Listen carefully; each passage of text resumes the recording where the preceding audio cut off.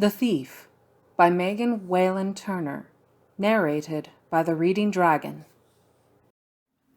Chapter 12. There was a ledge on the far side of the bridge. At the back of it, a squat tower defended a gate that closed off a cleft in the cliff face. The gate was open, and soldiers were scattered around 3 different fires in front of it, playing dice, sleeping, doing whatever soldiers do when they are off duty. There were only 2 guards posted at the bridge, and they were sitting on the stone pilings at the end. They didn't see us until we arrived almost at their feet, and for a moment all they could do was stare. Then they smirked. Then they both jumped down, and one planted his spear beside us, looking suddenly crisp and military, while the other guard ran to find his captain. No one said a word while we waited. Around the fires, the soldiers didn't even look up from their dice games. When the captain arrived, he didn't have much more to say than his guards. While he looked us over, I leaned on Sophos, and the Magus supported us both. The captain shook his head. To the Magus, he said, "Welcome to Eddis." Then he turned to his lieutenant, who had come up behind him. "Get horses," he said succinctly, "and 4 or 5 guards to take them. This is not for us to figure out. Get up on the bridge where you belong," he said to the 2 guards, and they scrambled to the top of the arched bridge and looked out over the moonlit plain from there. "You 3 can follow me," he said to us, crooking a finger in our direction. A few soldiers in the camp noticed the movement by the bridge, and heads began to turn. The signs of relaxation disappeared, and the soldiers suddenly became professionals, eager and suspicious. By the time the lieutenant returned with 5 men and 6 small horses, the hoofbeats that the Magus had been heard by the guards as well, and reported to the captain. "That will be the Aetolian Guard," said the Magus. He might have expected to be handed over right then. "I'll deal with them," the captain said to the lieutenant. "You take care of these." He waved a disgusted hand in our direction. Then, signaling to more of his guards to attend him, he tramped away. Horses were mounted with a lot of jingling and thumping, and a beefy soldier tugged Sophos out from under my arm. Taking him by the elbow and the seat of the pants, he swung him onto a horse. Somebody took my elbow, intending to do the same thing, but as I tugged, I swiveled around and sagged to my knees. "Stop! Don't do that!" shouted Sophos, his voice breaking as he struggled to get down from the horse. The beefy soldier held him pinned and told him to calm down. The man holding my arm looked a little closer at my face and suggested someone get a blanket. The one they fetched was warm from lying next to the fire. They wrapped me up in it, and then lifted me up gently into the lieutenant's arms.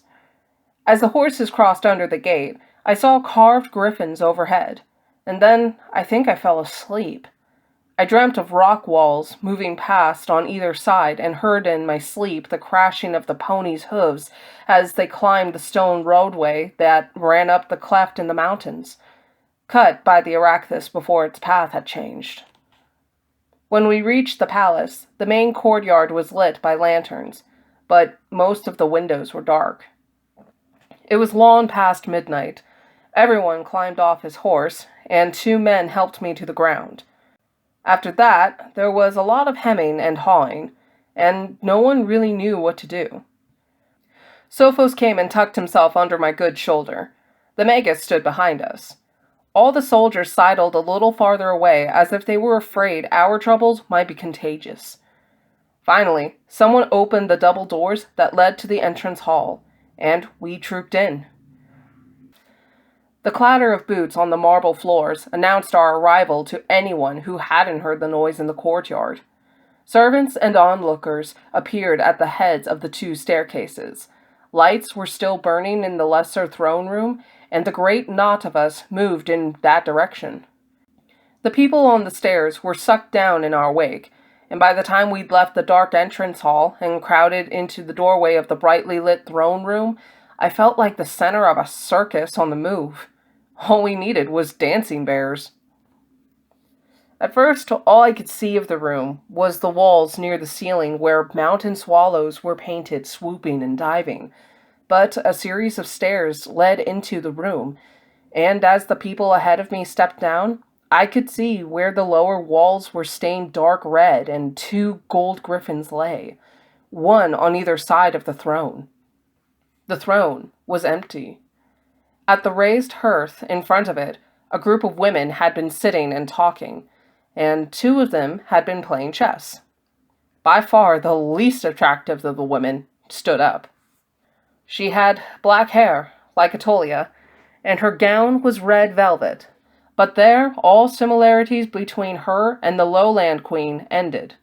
The Queen of Eddis tended to stand like a soldier. The ruffles on her shoulders made her arms seem long enough to reach to her knees. Her nose had been broken and had reknitted crooked. Her hair was cut short like a man's and curled so much over her simple silver crown that the crown itself was nearly invisible. She located the lieutenant who brought us and demanded an explanation of him. Unable to hear her over the babbling of so many people, he shrugged apologetically. She raised one hand and quirked an eyebrow at the crowd. The room fell quiet. The soldiers around the Magus, Sophos, and me stepped hastily aside. Once the queen saw us, she dropped her hand. "Oh," she said, in irritation and perfect understanding. "It's you, Eugenics." I looked down at my dust-covered feet. I was tired, and I felt as light as a cloud that might blow away across the sky at any moment. I didn't even have the strength to feel chagrin at embarrassing my queen and staunchest defender once again by providing a spectacle for the entire court of Eddis. I'd never been so happy to hear my own name. The Magus, I noted, was not surprised by the greeting. I was a little annoyed because I had wanted to see his jaw drop. I had to satisfy myself with Sophos' surprise. He was gaping in a heartwarming way, and hoped that the Magus didn't know all my secrets. "Down the steps," I whispered in Sophos' ear, as I nudged him forward. While he helped me, the people on either side moved even farther away, not sure whether the queen's irritation might spill over to them. They needn't have worried. I had disappeared months before without her approval, but she and a few of her ministers must have guessed why, and if she was angry at me, it was only because she'd been worrying.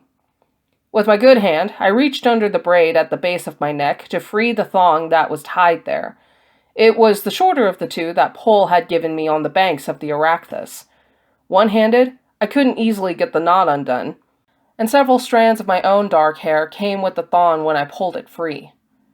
I glanced back briefly at the Magus, and was delighted to see his mouth open in astonishment. "Jen," he said under his breath, "you viper." Above the queen's extended palm, I held Hemiathe's gift. It had hung hidden by my hair since I'd braided it there after the first fighting in the Sea of Olives. As soon as I'd seen the riders attacking, I moved my horse, never far away from the Maguses, until I could cut the thong around his neck with the penknife I'd stolen the first or second day out of prison. He'd been too distracted to notice and had assumed later, as I'd known he would, that the thong had been sliced by a sword stroke and that the gift had dropped into the stream. It swung from its leather loop for a moment, such a little boring river stone, but no one in the room doubted its authenticity. The precisely cut runes of Hephaestia's mark swung first toward me and then away. The sapphire hidden in the stone caught the light, and the carved letters seemed to hover, bright blue, in the air. I had a speech to make. I'd worked it up on the way down the mountain to Sonus and practiced it over and over in the king's prison. But I couldn't remember any of it. And besides, I was too tired. That I carried Hemiathe's gift to my queen was all that had kept me going from the Aetolian stronghold to the top of the mountains. The moment I released the stone, darkness rushed in, and I leaned toward the floor without saying anything. I slept for a long time untroubled by visions of the gods, and when I woke, I was in my own bed. I brushed my hand back and forth across the soft sheet. They were as fine as anything sold in Sonus, because all of Sonus's best linens were woven in Eddis. At my feet, the footboard was carved with a scene of fir trees against the skyline of the sacred mountains, and when I turned my head, I could see the sacred mountains themselves through the windows. They rose up in all directions, safely hemming me in. I remembered the story that said Hephaestia had made the valleys and the mountains for her chosen people, and I wondered if it was true. Having seen the gods, I continued to doubt all of the stories I had heard about them. If the gods were incarnations of the mountains and rivers around us, or whether they drew their power from those sources, I couldn't say. They had power greater than any mortal, and if that power was enough to change the face of the earth, I didn't want to know. I only hoped that they would hear my prayers from a distance, accept my offerings, and not trouble my dreams again. Hemiathe's gift was more burden than blessing, and I was glad to be free of it. I lay and admired the view for a while before I realized that there were people talking quietly in the library, which was separated by an open doorway from the room that was both my bedroom and study. I turned my head to listen better. The Magus was talking with the Queen. I heard him address someone as Minister and thought that probably meant Minister of War. We deliberately made the king's message to you as vague as possible, so Jen may have hoped to find the stone in our possession. When he couldn't find it or any reference to it in my papers, I believe he decided to make a reputation for himself, not just as a thief, but as a Sonician one. He mentioned an Odyssean mother in the forged court records to explain his dark coloring and any trace of an accent that he couldn't hide.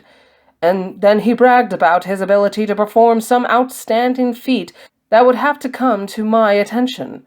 He could only have hoped that it would occur to me that I needed a proficient but anonymous thief whose absence from the city wouldn't be noticed. He couldn't have known that the man he bragged to in the wine shop, in fact, was my spy.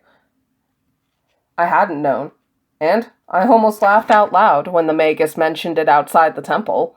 The gods must have arranged it.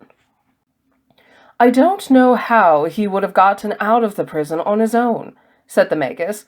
It seems a foolhardy plan to have relied on my intervention. I am a master of foolhardy plans, I thought. I have so much practice I consider them professional risks. Sooner or later they would have needed the cell and the chains for someone more important, the Minister of the Exchequer, for instance, and I would have been moved to another cell. Sooner or later I would have had my chance to escape, if I hadn't died of disease first. He couldn't have found the whereabouts of the stone from the papers in my study, the Magus went on. I was careful to destroy any records. But he could have followed us and stolen the gift once it was located. The Minister of War snorted. Not if he had to follow you on a horse, he said. The Queen laughed, and I flushed in the privacy of my bedroom. I do hate horses. That was the first sign that I wasn't going to be the soldier my father hoped for. The Magus might have heard me thinking. He does have other skills to be proud of, he said. For instance, I thought, stealing Hemiathe's gift not once, but twice. Who else in history had done that? But the Magus referred to the fight with the Queen's Guard at the base of the mountain. That wasn't a skill I appreciated much. If I'd been as inept with a sword as I was in a saddle, my father might not have driven me so hard to be a soldier and to let the title of King's Thief lapse forever. It had been meaningless for so many generations, and he felt strongly that it should disappear for good. The Magus described the fighting with the guard in detail and made me look very good indeed. The Minister of War snorted. The Magus didn't recognize this as high praise, and he said stiffly, I've been told that his father wanted him to be a soldier. I'd be happy to inform his father that he has a son to be proud of. I stifled a snort of my own in the silence that followed. The Magus must have still been tired. He must have once known but forgotten that the Minister of War had married the daughter of the previous king's thief. He was talking to my father. The Magus might have remembered this, might have recognized me from the first time he'd seen me in Sonus, but we had never been introduced. When he'd come with Sonus's marriage proposals, I'd been sulking in my rooms. While the Magus, realizing his error, was trying to word an apology, my father came to look in at me. "I thought I heard you laughing up your sleeve," he said. One arm was too tightly wrapped in bandages to move, but I held up the other to demonstrate that there was nothing up the sleeve of my nightshirt but my elbow. "I'll come by later." Before he disappeared from the doorway, he nodded once, and that, I knew, would be his only sign of approval for all my hard work. He was not a man of many words. After years spent trying to dissuade me from wasting my time acquiring valueless skills, he had come to my study one night to tell me why the Queen of Eddis would consider a marriage proposal from Sonus, and why her council, himself included, urged her to accept. He'd left a stack of double-heavy coins on the table and gone away. A moment later, the Magus appeared in the doorway, closely followed by Sophos. "I'm glad to see you looking better," he said. I looked at him out of the corner of my eye. He smiled. "I've decided not to give you the satisfaction of gnashing my teeth." I laughed, while he looked around the room for a chair to sit in. "That one is most comfortable." I lifted my hand out from under the sheets to point. He sat down and put his feet up on a stack of books. We both remembered an earlier interview. "I'll probably have to burn it," I said. "Oh, no," he said. "I've had days to get clean." "Days?" I said. Sophos was still hovering. "Push the books off the window seat," I told him, "and sit there." "Has it really been days?" "It has." "What have I missed?" "Not much," said the Magus. "An emissary from the Queen of Aetolia, a few from Sonus, well, 4 from Sonus." 4? The Magus shrugged one shoulder in an elegant gesture of boredom. "Tell me," I said, "or I'll get up and strangle you with one hand. What did the messages say?" "Oh, I believe that Aetolia sends best wishes, that the Queen's thief is well, and hopes that she will have a chance to entertain him for a longer period sometime in the future." I grimaced at the thought. "She knew who you were?" "She must have strongly suspected. We'd only met very briefly, but she knows my reputation better than you did." "She'll be plotting an elaborate revenge," said the Magus. "And you?" "Am I planning an elaborate revenge? No, I haven't been able to think of anything adequate." I laughed again. "I meant, did you suspect?" The Magus sighed. "No, not at all. At least not until you were able to make a bridge suddenly appear across the Sapertia. Then I started to think it was an accident that I lost my way in the dark in the town. And I wondered if maybe the guards at the stone bridge recognized you. They seem to have taken your appearance very much in stride. I wasn't certain until the captain welcomed me to Eddis, as if you belonged there and had brought Sophos and me as guests. That other bridge, did you know how it would be there?" "I go down every year after the floods have dropped and lodge a tree trunk there. My grandfather and I used to do it when he was alive. He liked to have a way to get into Aetolia without being seen coming from Eddis." "Paul knew," said Sophos from the window. "Yes," the Magus agreed. "When we watched you fighting with Sophos' sword, he whispered to me that you were Odyssean trained. I didn't understand what he was trying to tell me until later." Paul had known before then, I was sure. He'd known from the moment I'd carelessly thanked him in my own words for the osselberries. If he hadn't been pressed by the Aetolians, and if he hadn't been so sure that the gift had dropped in the stream, he wouldn't have let me out of his reach without searching me first. The fact that he hadn't told the Magus what he knew made me think that he expected me to slip away once we were in the mountains, and that he would have let me go. His orders were to keep Sophos safe, and to bring back the gift. Bringing back the Queen's Thief of Eddis hadn't been mentioned, I'm sure, and Paul must not have seen any reason to overreach his orders. I think he had liked me as much as I'd liked him. Ambiades must have guessed, I said. He and I exchanged our information involuntarily beside the dystopia. I had realized that Ambiades was working for someone besides the Magus, and he had realized that it would take one fraud to recognize another. The Magus shook his head. Ambiades was clever. It's too bad he was a fool, too. Always wanting more money and more power. More respect. He would have made a fine Magus if he could have stopped being the grandson of a duke. For a moment we sat quietly thinking our own thoughts about ambition. I thought about Paul, who had seemed to be quite free of it, and I hoped he'd gotten some satisfaction pushing Ambiades over the edge of that cliff.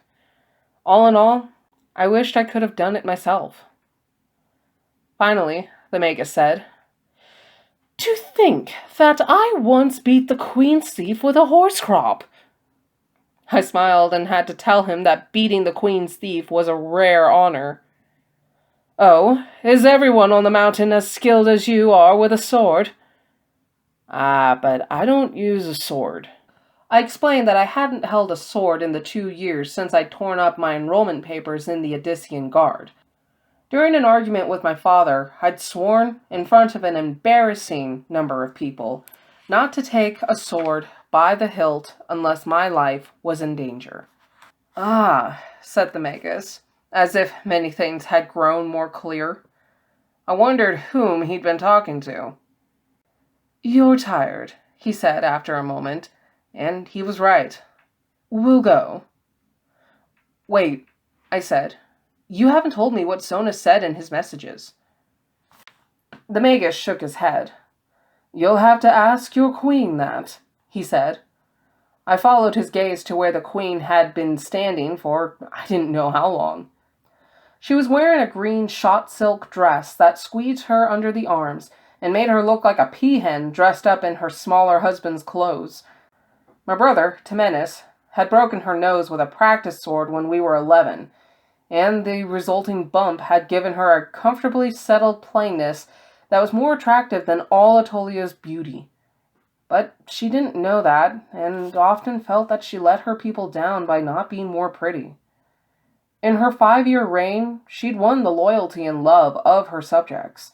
They thought she was beautiful, I told her, and they would be just as happy to see her in a sack as in the elaborate costumes her dressers liked to bully her into. She twitched her lip at me to remind me that she felt she had a responsibility to be opulent if she couldn't be beautiful. I frowned because my good advice had obviously been forgotten while I'd been away.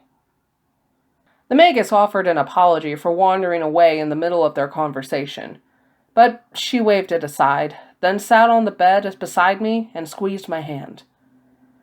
"I think you need more rest," she said. "First, I need to know what the emissaries from Sonus said." "Eugenets, you're tired."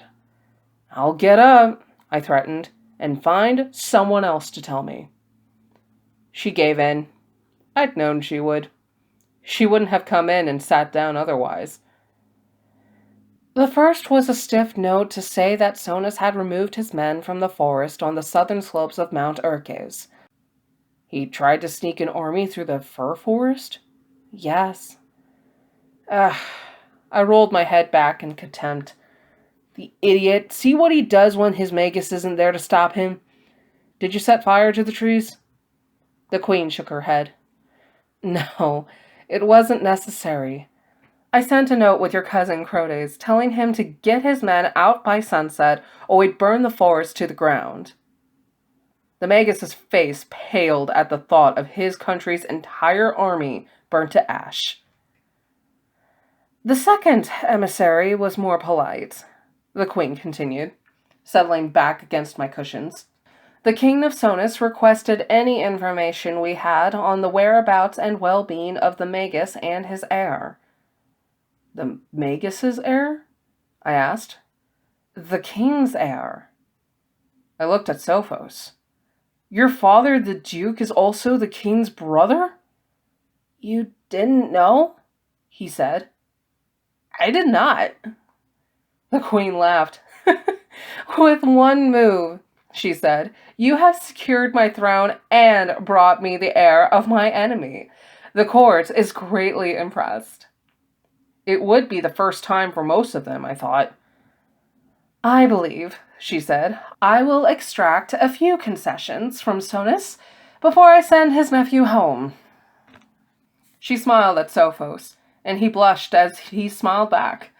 She had that effect on most people, not just Sophos. A smile from her made anyone's blood warmer. There was good reason for the Magus to want her as queen of his own country. But now it is time to go, the queen said, lifting herself off my cushions. She bent down to kiss my forehead as she freed her hand from mine, and I noticed Tamiathe's gift swinging from the gold torque around her neck. As she stood, it settled back against her skin, just below her collarbones. 2 days later, long before I was ready to participate, there was an official ceremony to make my cousin queen by possession of Tamiathe's gift. Evidently, just handing her the stone didn't satisfy a lot of stuffy conventions. My father's dresser came and helped me struggle into fancy clothes. I wandered through the ceremony in a haze and managed a perfunctory appearance at the banquet afterward. My cousins made their usual thinly veiled insults. My aunts looked down their noses at me, and my uncles casually insulted me by remarking how surprisingly like my father I was turning out to be, as opposed to my mother's rather ne'er-do-well side of the family. I couldn't seem to stir up any of my usual cutting comments in response. I was discreet, I suppose. Really, I didn't care. And I see now that it amounts to the same thing. I went to bed. My fever climbed in the night, and my constant companions were the doctor and his assistants for the next week or so. I remember the queen coming to me one night to offer me Tamiathe's gift, but I told her I preferred to die. I'd had thought of Tamiathe's gift and its rumored powers to confer immortality.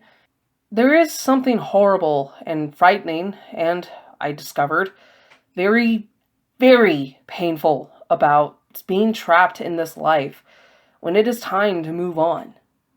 She nodded wordlessly to me, as if she already understood. It may have been a dream. When I finally felt better, I remained confined to my bed by the Queen's physician. I had attended the ceremony against his vehement opposition, and he was feeling vindicated and authoritarian. He warned me that if I set a foot on the floor, he'd cut it off. I said that I thought the followers of Asclepius took an oath to do harm to no one. He said he'd make an exception for me. Finally, negotiations had been settled between Sonus and Eddis. A new treaty had been drawn up, some compensation had been paid to the treasury of Eddis, and the Magus and the king's heir were going home. They worked their way past the physician in order to say goodbye. I sat myself up in bed as they came in. Magus, I greeted him with a nod. Your Highness. I nodded to Sophos as well. He blushed. Was it because your mother was the queen's thief that you were called Eugenides? Partly. It's closer to the truth to say that Eugenides is a family name and I was named after my grandfather. But my mother, was never the queen's thief. She died before my grandfather did, and I inherited the title directly from him. But people called your mother Queen's Thief, said Sophos, puzzled. At least, I've heard them say that. I smiled. She was a favorite at the court and was called Queen Thief, but not Queen's Thief. They said she stole people's hearts away. She certainly stole their jewels and wore them herself, or sometimes dedicated them. She liked to take the things that people were most proud of. So, if you flaunted your new emeralds, you were likely to see them next on New Genet's altar. And once dedicated, they were irretrievable. People were careful not to offend her. They learned not to offend me, either. Sophos started to say, "Your mother, did she—" and then stopped when he realized what he was asking. "Fall out of a window when I was 10? Yes, but not out of the Baron Eructus's villa. She'd been dancing on the roof of the palace and slipped coming back in." Sophos was quiet for a moment, looking for a safer subject. At last he blurted out, "When do you think you will get married?" "I suppose it depends on when I find someone to marry?" I said, puzzled. "Well, you know." He floundered again. I looked at him, perplexed. He was blushing. I looked at the Magus to see if he knew what Sophos was hinting at, but he didn't. I finally had to ask. "Sophos, what do you mean?" "Won't you marry the queen? Aren't you a favorite of hers, and isn't she queen because of you?" "She's fond of me, Sophos, but that's because most of the rest of her cousins are morons. I'm very fond of her for the same reason. But I don't think I could make her queen and then insist she marry me as a return favor. The sovereign is not supposed to marry the thief. The possibility doesn't often arise, and..." I hesitated as I watched the Magus. There are always political advantages to be considered when a sovereign marries. Eddis might still form an alliance with Sonus, although our queen would marry their king over my dead body. "Jen?" Sophos started to ask another question, but I interrupted him. "No," I said, "not Jen. Eugenics from now on. I never want to hear Jen again in my life." The Magus laughed while I shook my head. "You haven't spent any time in the king's prison," I said, "and you haven't had to drink your way through every disreputable wine shop in the city of Sonus. I cannot tell you how sick I have been of cheap wine and of being dirty, of talking with my mouth half closed and chewing with it open, of having bugs in my hair and being surrounded by people who think Archimedes was the man at the circus last year who could balance 4 olives on his nose." The Magus looked around at the books piled in my study. "I remember that Archimedes. I think it was 5 olives," he said with a straight face. "I don't care if it was 12, I said. The Magus rubbed his hand across the carefully bound copy of the 2nd volume of Archimedes. It was on top of the stack beside him. "You should have a few more modern writers," he said. "Eddis has been isolated too long. I'll send a few volumes with the next diplomatic party." I thanked him, both of us thinking of the threat of the Medes. "Who will Sonus marry now?" I asked. "I don't know," the Magus admitted. "You can always ask Attolia," I suggested. He rolled his eyes and left, taking Sophos with him. I was left to myself then, to luxuriate in my cotton sheets and to recover my strength. I made the reluctant physician bring me the books from my library to check the dating on the pillars outside the maze's entrance. They were unlike anything I could find recorded, and I came to believe that Hamiathe's gift had been hidden in the temple under the Araxthus by every generation for hundreds of generations before the invaders had arrived on our shores, and had been removed by each successive generation only with the gods' approval. If you want to keep something safe from thieves, hide it carefully and keep a close watch over it. My father visited often, but briefly. On one visit, he mentioned that Sophos had spent his days in the palace pointing out to one cousin after another that my tedious vow about handling a sword had been honorably retired. Several people did stop in to see me and to comment how much I had grown to look like my father. And not all of them seemed insincere. Maybe in the future, my aunts and uncles would be willing to overlook the fact that I read too many books and can't ride a horse, sing a song in tune, or carry on polite conversation. All accomplishments that are supposed to be more highly valued than swordplay, but aren't.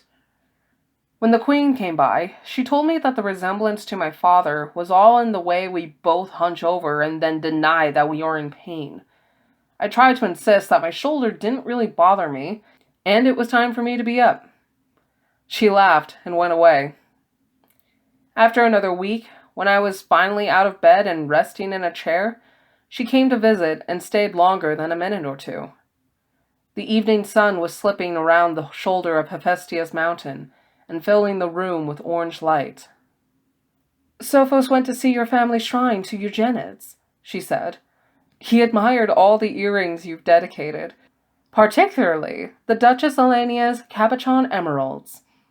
Someone must have told him how angry the Duchess had been when I'd stolen them, so to speak, from under her nose. I suspected it was the Queen.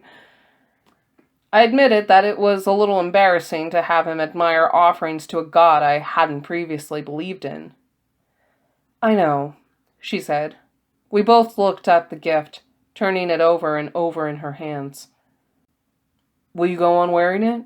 I asked. "I couldn't stand it, I think," she said. "Where will you put it if you take it off?" The temple was gone. It couldn't be returned there. She was quiet for a long time. "I'm going to take it up to the sacred mountain and throw it into Hephaestus' fire." "You'll destroy it?" I was shocked. "Yes. I'll take witnesses from here and from Sonus and Aetolia as well. And when it is gone, Edis's throne will descend in the same way as the thrones of other countries." She looked up at me. "Moira told me." I nodded, remembering the messenger of the gods in her long white peplos. "It wasn't meant to go on forever and ever," she said, quietly. "It doesn't belong in this world." "In 100 years, no one will believe it was real," I said. "But you'll still be famous." "Oh, I don't know," I said. Lately, fame had become a lot less important to me. "Yes, you will," she said, "because you're going to write it all down and it will be a book in your library. But first, you will tell me everything," she said. "The things the Magus didn't know." It was a relief to explain everything to her, to tell her about the prison and about the temple, and what I thought of the Magus in the beginning and what I thought of him in the end. What it meant to be the focus of the gods' attention, to be their instrument, used to change the shape of the world. And it was nice to brag a little too. It took me many days and the snatches of time she stole from royal functions and meetings with her ministers, but she wanted me to tell her everything, and I did. In the months since then, I have written it down. I will show it to her soon, and see what she thinks. Maybe I will send a copy down to the Magus. "So Sophos thinks you're going to marry me." "Well, I think you'll marry Sophos." "I might. We'll see what he's like when he grows up." "I thought your council wanted you to marry that cousin of Aetolia's." "No, that was just because he might have been better than Sonus. Now, I needn't marry either, which is fortunate for us all. They would have hated Edis. But Sophos, I think Sophos might be happy here." "Anyone lucky enough to be married to you would count as blessings." "Flatterer." "Not at all." "Eugenides." "Yes?" "Stop biting your lip and say it."